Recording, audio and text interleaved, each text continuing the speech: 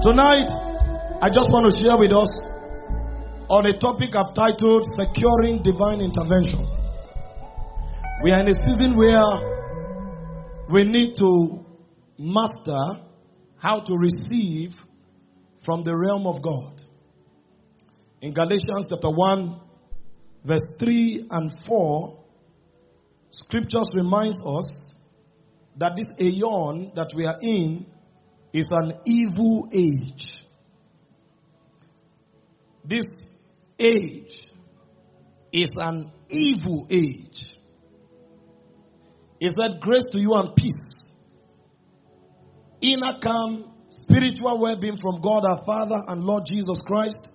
Verse 4 is that who gave himself as a sacrifice to atone for our sins and to save and sanctify us, so that he might rescue us from this present evil age, according to the will and purpose and plan of our God and Father. We are in an evil age. There is hardship created and orchestrated by institutions that should be systems of intervention. We see diverse attacks peddled from the demonic realm. We see the activities of wicked men partnering with spirits and other wicked men and wicked institutions to frustrate people. If you are to go into studies and find out the percentage of people who are successful in life, you will know that we are in a wicked generation. The percentage is so low that sometimes you wonder how people are surviving. This is why, for one, it's very important to be thankful when you find yourself doing well.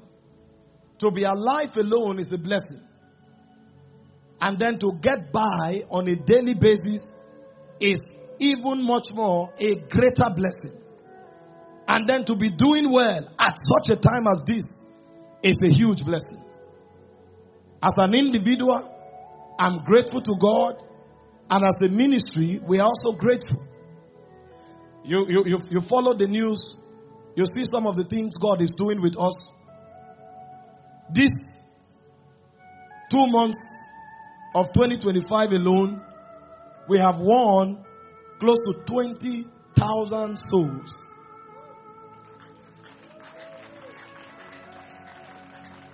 I don't know why you are not excited. But the Bible said there is great joy in heaven over one soul that repents. In fact, we have not collated the one for this weekend. And by the strength of God, we are able to mobilize evangelists on weekly basis. There are those who do in inner city outreaches within the Abuja metropolis, and the media can project the pictures. This week alone, we had 3 of such outreaches. And then there are those who are able to do statewide crusades. And we also had some of those crusades. This was Pastor Godwin in Bauchi. God doing wonders. Massive harvest of souls. Can you imagine that? In the city of Bauchi. And then we have other young evangelists that went to village centers, rural areas, winning souls on a weekly basis. It takes prayers, it takes manpower, and it takes resources to do this. These are our young evangelists who went to certain villages doing these outreaches.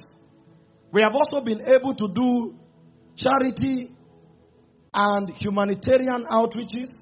You saw some of the pictures.